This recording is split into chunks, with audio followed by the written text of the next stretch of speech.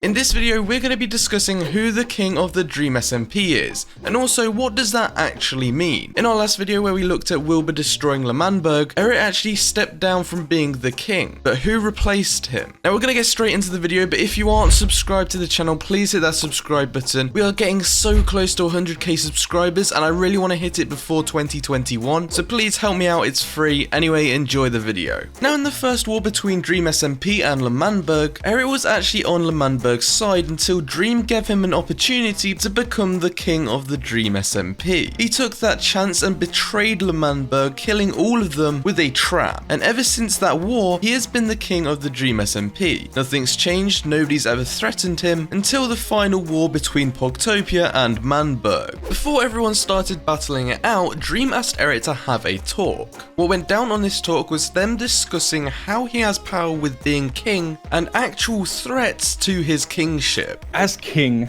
of Dream SMP, which that's what you are and have been.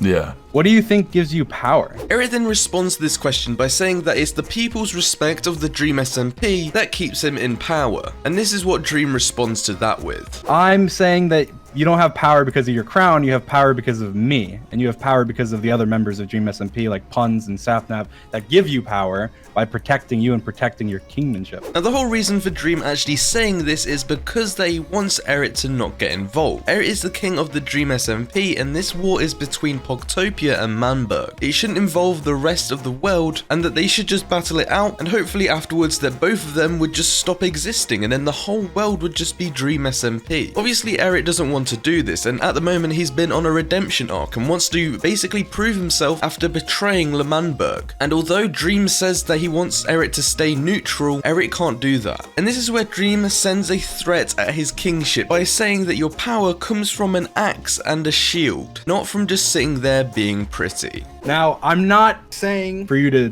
do anything. I'm actually saying the opposite. You should do nothing because you are the king of Dream SMP. Dream SMP is not involved. You let Pogtopia and L'Manberg work it out and see what happens and, you know, hopefully there'll be neither afterwards and it's only more land for you. You're kind of the head of everything. You sit there and you look pretty and that's it, right? Just remember where your power comes from because it doesn't come from a pretty little crown. It comes from an axe and a shield.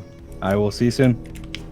Now this puts Eret in a pickle as some people would say. I just never thought I'd say that myself, but you know, there you go. Now the reason for this is because he either stays the king and just doesn't get involved with the whole war, which would literally ruin his idea of a redemption arc, or he does what he's been planning to do and just basically go with Pogtopia in the fight against Manberg. But doing this would result in his kingship being taken from him. And now as we all know, he is no longer the king of the Dream SMP. Which leads us on to who is now the king and what do they get from being the king?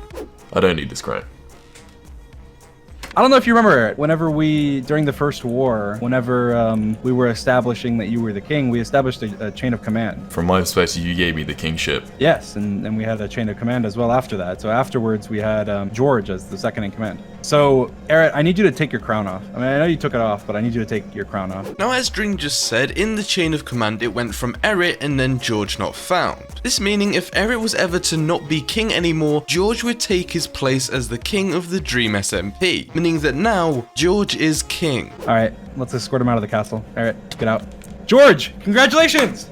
This whole castle is yours. I'm the king. You're the king. So now that we know that George is the king of the Dream SMP, what does that actually mean and what can he do? Well, similar to being the president of L'Manberg or Pogtopia or anything like that, he basically controls everything. He can make commandments, he can change anything he wants to. In fact, he could probably just get rid of the castle if he wanted to. Obviously, when Eret was king, I don't believe there was anything major that was changed, and that's why a lot of people just didn't really take into account what the king was doing and like what was the point of it in the storyline, and being the king on the Dream SMP just really meant nothing. And before you leave this video, go into the description and join the Discord server. I want to make it active again, so go in there, talk about the Dream SMP. Everybody in there enjoys the same things as you, so go meet some new people, make some friends in there. Also make sure you are subscribed and I'll see you in the next one.